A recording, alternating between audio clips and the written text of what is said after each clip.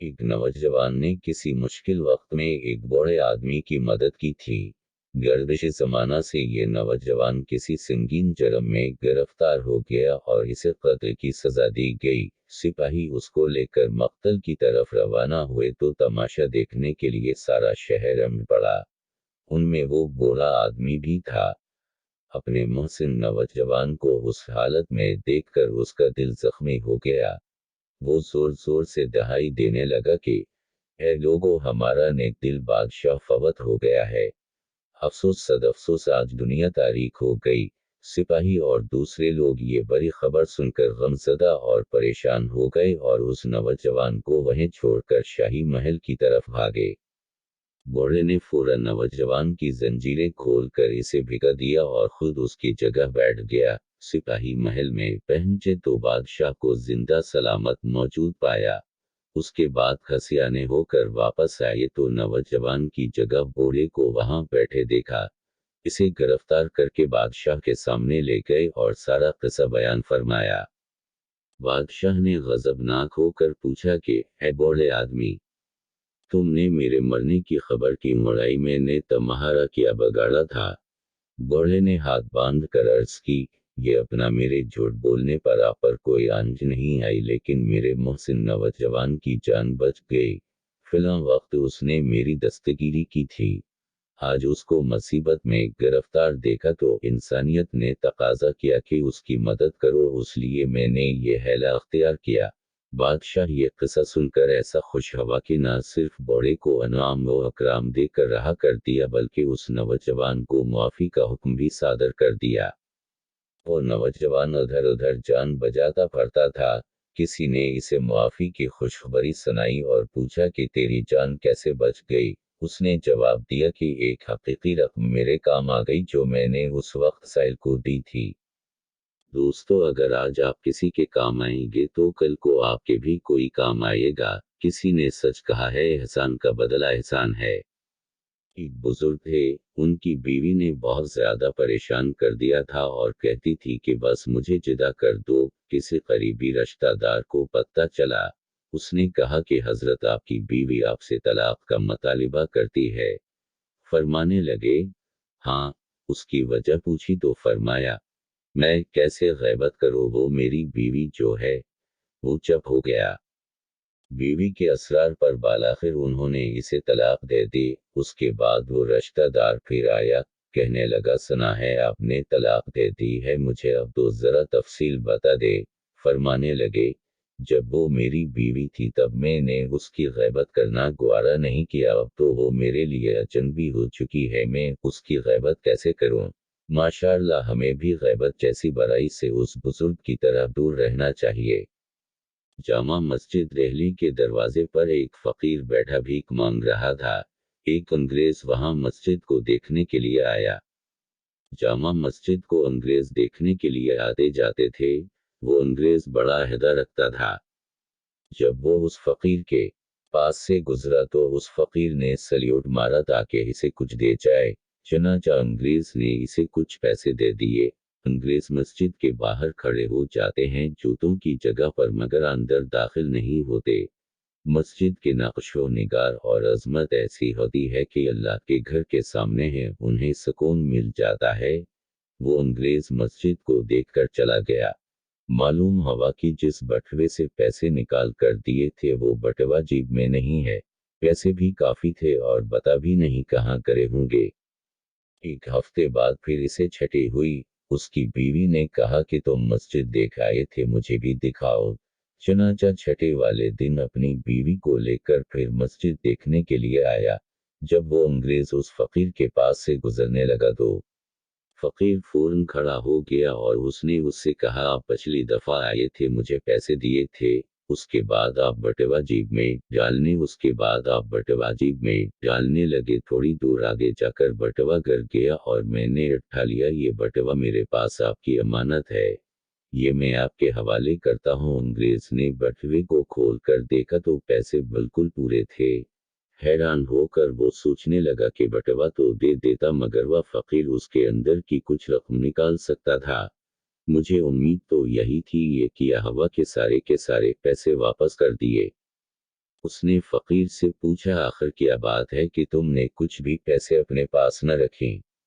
وہ فقیر کہنے لگا بات یہ ہے کہ قیامت کے دن ہر آدمی اپنے نبی کے پیچھے ہوگا، جماعتوں کی صورت میں انبیاء کرام علیہ السلام کے پیچھے چل رہے ہوں گے۔ جب میں نے وہ بٹوا اٹھایا تو میرا جی تو چاہتا تھا کہ میں اس سے لے لوں، مگر مجھے خیال آیا کہ ہر کام اللہ کے سامنے پیش ہونا ہے، اگر میں یہ پیسے رکھ لوں گا اور کل قیامت کا دن حضور اکرم صلی اللہ علیہ وسلم کے پیچھے کھڑا ہوں گا اور آپ انگریز حضرت عیسیٰ علیہ السلام کے پیچھے کھڑے ہوں گے، اس وقت ایسا نہ ہو کہ آپ کے نبی میرے نبی اکرم صلی اللہ علیہ وسلم کو گلا دے کہ آپ کے امتی نے میرے امتی کے پیسے لیے تھے، یہ سوچ کر میں نے اس میں کوئی خیانت نہ کی اور آپ کے پیسے میں نے آپ کو لوٹا دیے ہیں۔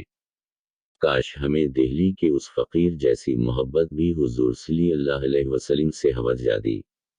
قوت عشق سے ہر پست کو بالا کر دے، دہر میں اسم محمد سے اجالا کر دے۔ ایک نوجوان کسی بزرگ کے پاس آیا اور کہنے لگا کہ حضرت مجھے موت سے بہت ڈر لگتا ہے، موت سے بہت خوف آتا ہے۔ انہوں نے کہا کہ بھائی یہ بتاؤ کہ کیا تمہارے پاس کچھ مال پیسہ ہے؟ کہنے لگا جی۔ انہوں نے کہا کہ اسے اللہ کے راستے میں خرچ کیا کرو اور نیک مال کی پابندی کیا کرو۔ اس نے کہا بہت اچھا۔ کچھ عرصے کے بعد ان کی ملاقات ہوئی۔ بزرگوں نے پوچھا سناؤ بھائی اب طبیعت کیسی ہے؟ وہ کہنے لگا کہ حضرت موت سے ڈر تو ختم ہو گیا، مگر حیران اس بات پر ہوں کہ اب تو میرا مرنے کو جی چاہتا ہے، مگر ایسا کیوں؟ تو ان بزرگوں نے یہ بات سمجھ آئی کہ دیکھو بندے کا دل نہیں لگتا ہے جہاں اس کا خزانہ ہوتا ہے۔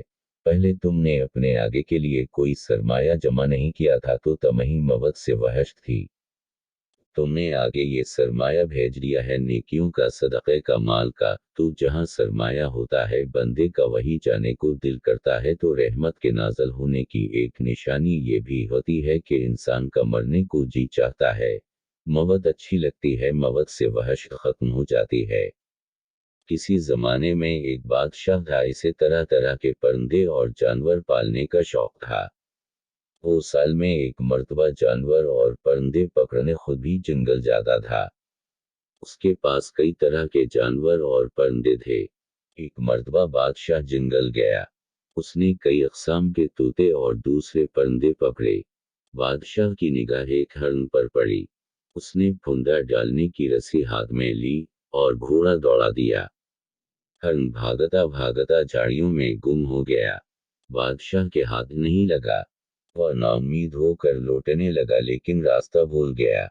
ہرن کے پیچھے پیچھے وہ بادشاہ اپنے ساتھیوں سے نہ جانے کتنی دور آ گیا تھا۔ اس کے چاروں طرف پیڑ ہی پیڑ تھے۔ اس نے سوچا یہاں جنگل میں رکنا ٹھیک نہیں ہے، کسی ایک سمت آگے بڑھوں، شاید راستہ مل جائے اور شاہی محل پہنچ جاؤں یا اپنے ساتھیوں سے جا ملوں۔ یہ سوچ کر بادشاہ ایک سمت چل پڑا۔ بادشاہ کو چلتے چلتے بہت دیر ہو گئی، مگر کوئی راستہ اب تک نہیں ملا تھا۔ سورج بھی غروب ہو رہا تھا۔ سورج ڈوبنے سے پہلے بادشاہ کو ایک پگڈنڈی مل گئی۔ وہ گھوڑا موڑ کر پگڈنڈی پر تیزی سے چلنے لگا۔ کچھ دوری پر اسے اجالا نظر آیا۔ بادشاہ اسی طرف بڑھتا گیا، قریب پہنچنے پر اس نے دیکھا کہ ایک جھونپڑی کے آگے ایک کسان اور اس کی بیوی بیٹھے ہوئے تھے۔ کسان بادشاہ کو دیکھ کر حیرت میں پڑ گیا، اکلاتا ہوا بولا جہاں پناہ، یہاں میں پرندے پکڑنے آیا تھا، ایک ہرن کے پیچھے بھاگتے ہوئے راستہ بھول گیا ہوں، رات میں یہیں گزارنا چاہتا ہوں، سویرے چلا جاؤں گا۔ بادشاہ بولا۔ کسان بے چین ہو کر بولا جہاں پناہ یہ سب آپ ہی کا دیا ہوا ہے، مگر آپ یہاں کیسے ٹھہریں گے؟ میرے پاس تو ایک اچھا بستر بھی نہیں ہے۔ تو کیا ہوا؟ بادشاہ نے کہا اگر میں ایک کسان ہوتا تو کیا شاہی محل ہی کے ملائم بستروں پر سوتا۔ کسان نے بادشاہ کا گھوڑا ایک درخت سے باندھ دیا اور اس کے کھانے کو کچھ گھاس بھی ڈال دی۔ بادشاہ نے آگے تاکتے ہوئے کسان سے پوچھا تمہارا نام کیا ہے؟ میرا نام امانت ہے جہاں پناہ، اچھا کچھ کھانے کا سامان ہو تو لے آؤ، بھوک لگ رہی ہے۔ جناب میرے پاس آپ کے کھانے کے لیے کچھ بھی نہیں ہے، چند سوکھی روٹیاں ہیں، وہ آپ کھا نہیں سکتے۔ मैं खा लूंगा, तुम ले आओ। किसान हैरत ज़दा सा सुबह की बनी हुई रोटियां ले आया। बादशाह ने रोटी खाकर पानी पिया और खुदा का शुक्र अदा किया। थकावट की वजह से उसे जल्द ही नींद आ गई। सुबह जाने की तैयारी करता हुआ बादशाह से बोला, मानत, तुम कभी महल की तरफ आओ तो मुझसे जरूर मिलना। अब रास्ता बता दो, मैं चलूं। मानत जब बादशाह को राह दिखाकर लौटा तो उसने बीवी के हाथ में सोने की जंजीर देखी। बीवी बोली, जिस जगह बादशाह सलामत सोए थे, वहां ये पड़ी थी। किसान ने बीवी के हाथ से जंजीर ले ली और बोला, जल्दी से 2-4 रोटियां बना दो, मैं अभी शाही महल जाना चाहता हूँ। आई हुई दौलत को क्यों ठकराते हो? उसकी बीवी बोली, हमने कोई चोरी थोड़े ही की है। मानत ने जंजीर को उलट पलट कर देखा, उसमें एक चमकदार हेरा भी लगा हुआ था। बीवी की बात सुनकर वो हंसे से बोला, अपनी जुबान को लगाम दो। ये जंजीर न तेरी मेहनत की कमाई की है, न मेरी मेहनत की कमाई है। मैं इसे जरूर वापस करने चाहूंगा। मजीद कुछ बोलने की जरूरत नहीं, चुपचाप रोटियां बना दो। इसी दिन शाम तक अमानत शाही महल पहुंच गया। पहरेदार ने इसे सदर दरवाजे पर ही रोक दिया। वो इसे अंदर जाने नहीं देता था। उसने पहरेदार की बहुत खुशामद की। आखिर में उसने कहा, अच्छा मुझे अंदर मत जाने दो। बादशाह सलामत से इतना कह दो कि कल शाम वाला अमानत आया है। पहरेदार मान गया और उसने खबर अंदर भिजवा दी। फौरन ही अमानत को अंदर बुलवाया गया। अमानत ने फरिशी सलाम करने के बाद जंजीर बादशाह के सामने रख दी। बादशाह खुश होकर अमानत से बोला, मैं तुम्हारी ईमानदारी से बहुत खुश हूँ। ये जंजीर मैंने जानबूझकर छोड़ी थी। जी जनाब, जानबूझकर? हाँ, मैं तुम्हारी ईमानदारी का इम्तिहान लेना चाहता था। तुम कामयाब हो गए हो, उसलिए इनाम के मुस्तहिक हो। देखो, ऐसा है कि शाही महल में एक खजांची की जरूरत है। मैं तुम्हें उस अहदे पर रखना चाहता हूँ। क्या तुम्हें मंजूर है? जनाब का गुलाम हूँ, जो हुक्म दे। वैसे जहाँ पना उस अहदे के लायक में नहीं हूँ, फिर भी आप जो कहेंगे मैं तामील करूँगा। और दूसरे दिन अमानत ने खजांची का अहदा संभाल लिया। किसी ने सच कहा है कि ईमानदारी का फल मीठा होता है।